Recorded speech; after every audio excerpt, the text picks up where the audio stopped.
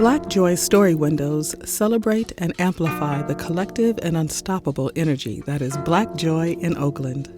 This self-guided multimedia public art exhibition spans 3 city blocks, 30-plus storefronts, and highlights the artwork of more than 25 local Black photographers, muralists, designers, and filmmakers.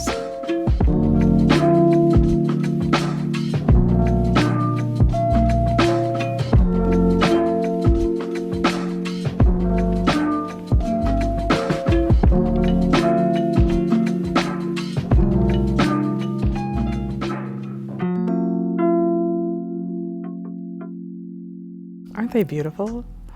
The story windows. It was really quite a journey to be the curator of that conversation, to expand the idea of public art, to be able to, I think, reach into archives from so many different photographers, mural artists, AR artists, and say, how do we tell a story, with so many different kinds of media and medium across the geography of the city. I really enjoyed it, and I was really challenged by it as well. When we were embarking on this year, we knew that in the past years we've had this big Black Joy Parade. We've had this big thousands of people in the streets of Oakland, this amazing celebration. And we knew in COVID we couldn't do that. For safety reasons, there's lots of reasons we couldn't do it, but mostly for the safety of our community. And so we actually decided we need to think about what our community really needs. And what our community needed was joy everywhere. And if we could offer moments of joy whenever and wherever we looked, we would do that. And then we talked to Ashara, we talked to Uptown Downtown crew and said, all those windows, all those windows that no one's using that are shut down? What if we turn those into stories? What if we turn those into Black joy? What if we turn those into beauty? The Story Windows project is a culmination of a lot of work.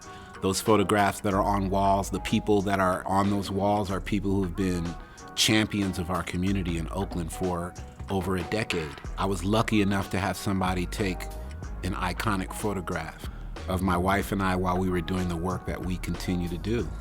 So when I look at those pictures, I see those years. I see the reflection of those years and all these incredible faces and people who've made a great contribution, and there's so many others. My participation in the Story Window projects included our organization called Aerosol. And Aerosol is a collective of spray can artists, muralists based here in Oakland. And we created some murals commemorating the legacy of the Black Panther Party. And the artist that we celebrated was Emory Douglas, the Minister of Culture. And we were able to recreate some of his images on Broadway promoting Black self-determination. We also created a mural commemorating the genesis of the Black Panther Party in Oakland, where we put the year with the logo 1966.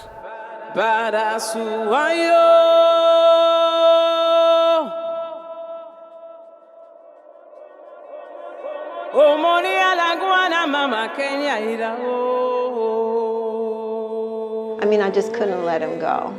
And I didn't think anything of it till I was talking to a coworker one day, and she asked me, where is Huey buried? I said, girl, he's in my trunk.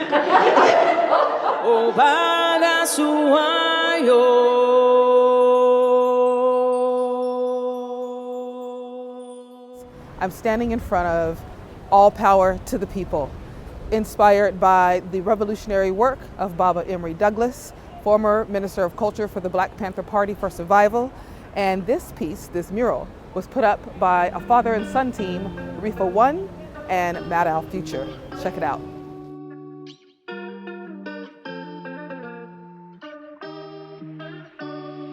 So the photos in the actual story windows of the Oakland Public Conservatory, those are my photos that I took of my students through the years. One particular that I'm really happy to have been able to submit is one of Victor McElhaney, son of Oakland. He was a student at the Oakland Public Conservatory of Music and then came through to become actually an instructor there. I wanted to communicate in the Story Window project that we as Black people especially aren't just in a negative light. I really wanted to communicate that joy, especially from the woman perspective, Black women in particular. And I think that, you know, people will really enjoy what they see. I think beauty is important in the world. I think it'd be hard to find an artist who didn't value beauty. Beauty is a part of the recipe for joy. That surroundings should befit the people. The outside should reflect the inside. And so at least aspirationally, if one wants beautiful cultured people, then that's the environment that those people deserve to inhabit. This opportunity that we've had through Black Joy Storied Windows has given all of us artists the opportunity to express through our different mediums. All the costumes, we hit Brazil, we hit Spain, we hit Africa, we hit New Orleans. And so each costume is designed around those different countries, the dances, and so I incorporated all of those colors and cultures and dances into the colorful designs of the costumes of Oakland. With images from the Black Joy Parade, Oak Fam Bam, Life is Living, and the archives of the Black Panther Party for Self-Defense, Black Joy Story Windows invite the viewers to reflect upon what brings you joy and to remember the powerful legacy of resistance and resilience unique to the town.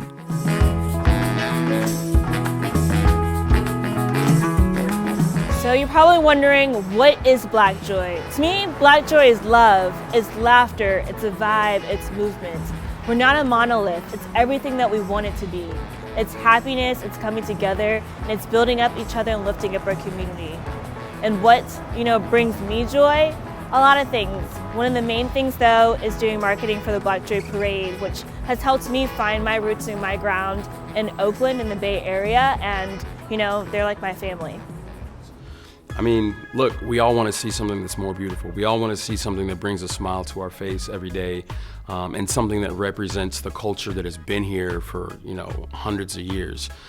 There's a lot of Black culture here that people don't really know about, and even some of the kids aren't being taught about some of this stuff, so it's good that they see some of them themselves really on these walls and say, okay, well, who is that cat, or who is this sister, or maybe what contribution did she have or he have, and then they get to learn about them in that fashion. Moving through our daily lives with all its intricacies, and understanding that who we are is complicated but beautiful.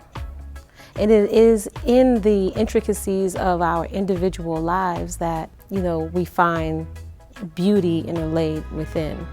Sometimes it looks like pain to other people, and sometimes it is pain, but it's the way we love.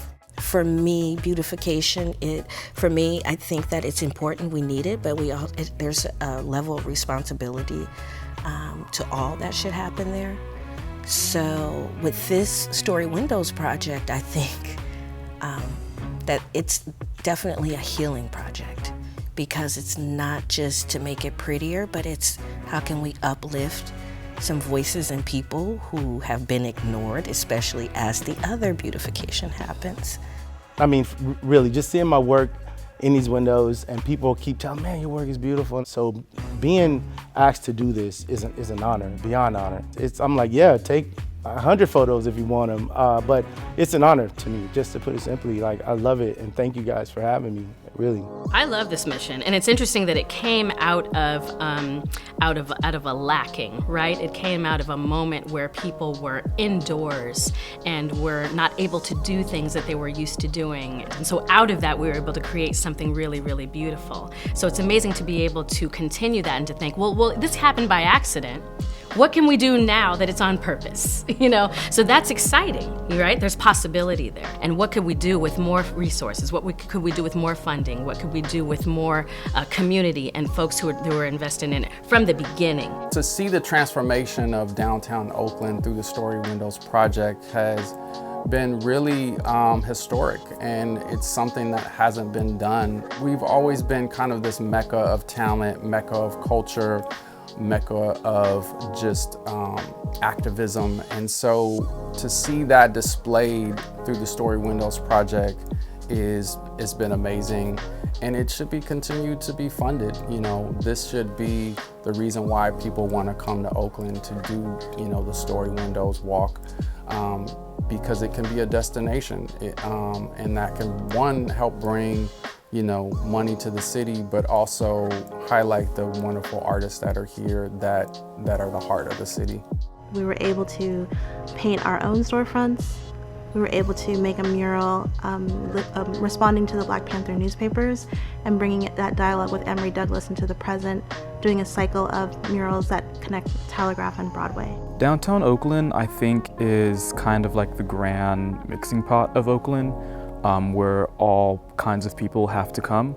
And there's a lot of people who I think need to see things that empower them, as well as all of the different kinds of people who come through that space. It is the centerpiece. It's seen Occupy, it's seen riots, it's seen, it is the centerpiece of political voices of generations. And the beautification of that is that essence. I think it represents the people.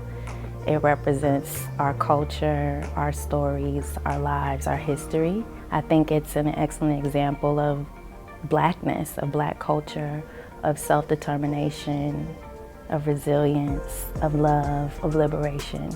You start with hope, right? Hope is the beginning of innovative ideas. Without hope, people will become used to hopelessness, and then they'll start to move with a hopelessness undertone. And I think what art does is it helps you dream about what can be, what's possible, right? And also too, it reminds us of the story that we're all connected to. We work on some of the most dangerous corners, and so I've seen a lot. And so to have that corner highlighted and to know that so much has happened there, and it just changes the whole energy of the space. And that for me is confirmation that we're on the right road. I think it's a great opportunity to reflect and to remember that we are still here. We are still involved, and we're still a major part of what happens in this city and in this country. It's very important because a lot of times downtown Oakland, of almost all parts of Oakland, is constantly going through these changes, of course, with the gentrification, but it's great because it kind of adds more life and representation of us in the downtown.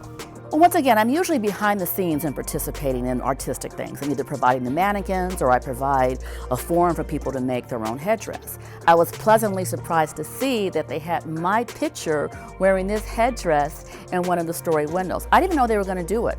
A place that Black people came to from all over through the years to find a better way. It's been a place that, has been a sanctuary for Black folks for a long time. It's been a controversial place for Black folks for a long time. But I think it's probably done the most to just teach me about how to be with people and how to be a better person with people. And so when you put up artists and organizers, in the windows of business, in the windows of places that never saw them before, we begin to transform this thing that we call downtown into the people space. And that's what we're doing here. And that's what I'm so proud that the Akonadi Foundation has been able to be a part of, that this project and why we all believe so much in it, it is about taking back, bringing forth, and creating a newness. If we can maintain beauty in downtown, maybe the businesses will have a better chance of opening back up when we open back up. If we can sort of stop the low, stop the sadness a little bit and keep it a little bit up here, maybe when all this is over, those businesses will have a chance to thrive. One of the things that happened in downtown Oakland and many other urban cities across the world, around the region, of course, is that they emptied out and they became shuttered spaces.